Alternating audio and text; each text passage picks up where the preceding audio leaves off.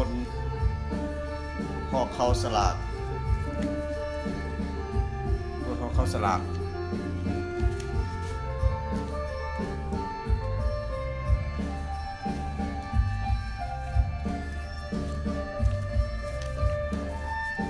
ต้นเงินหอกเขาสลาก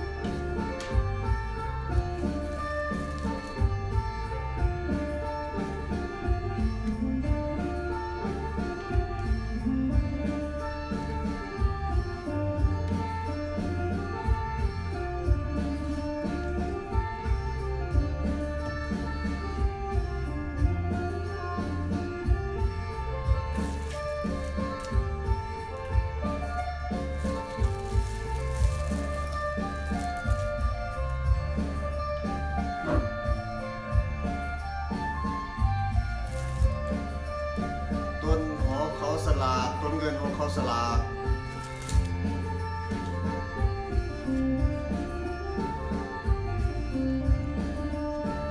ต้นเงินหอกเขาสลาก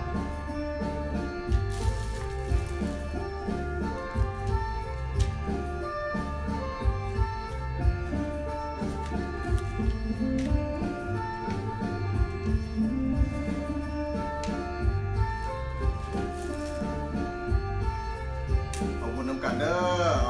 เป็นเจ้าภาพเจ้าศรัทธาต้นเงินหัวเขาสลากเรื่องเดียวเด้อตัวนี้โยมเนาะต้นเงินหัวเขาสลาก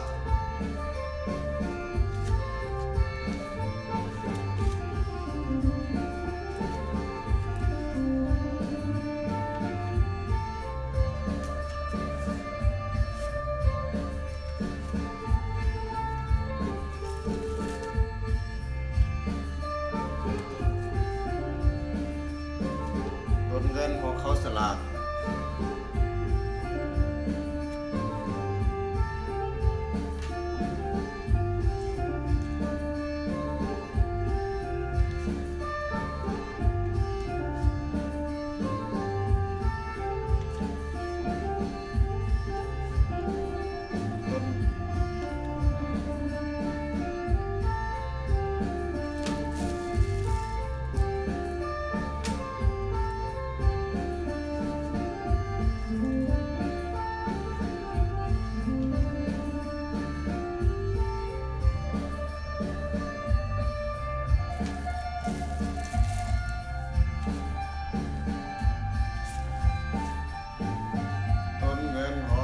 สลาก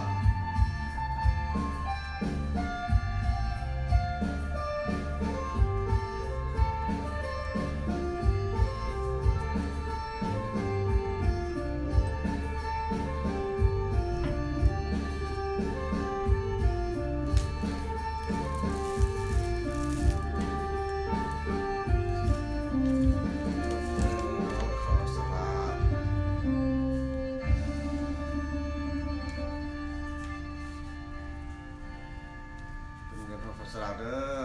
บุญนำกันเมื่อวันที่6วันอาทิตย์ที่6ต้นเงินของเขาสลาก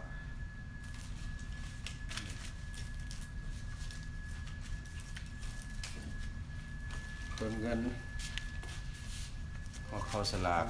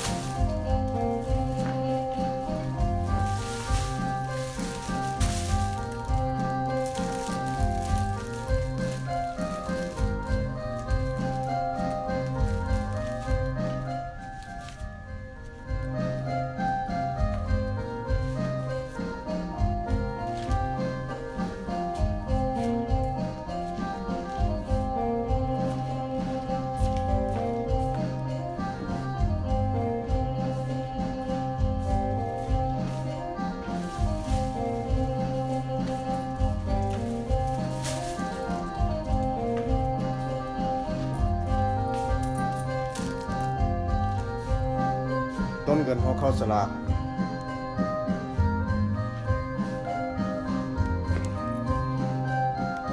ต้นเงินหอเขาสลากเด้อไม่ออกเด้อเป็นเจ้าภาพเหมือนกันเด้อ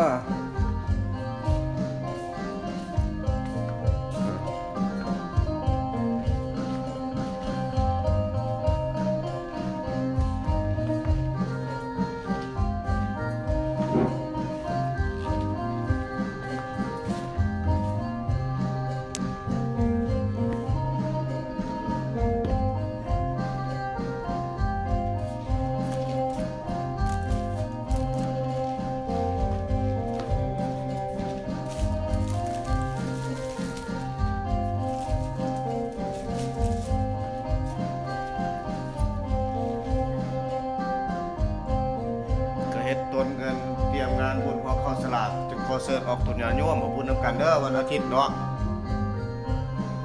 วันอาทิตย์วันที่6เนาะ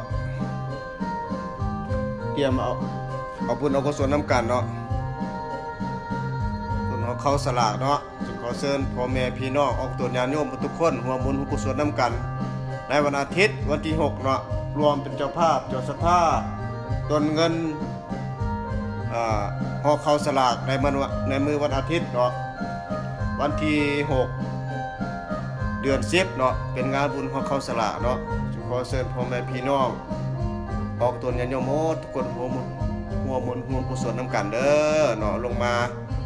ปักต้นเงินต้นคำหอเขาสลากเนาะขออนุโมทนาบุญนำกันเนาะ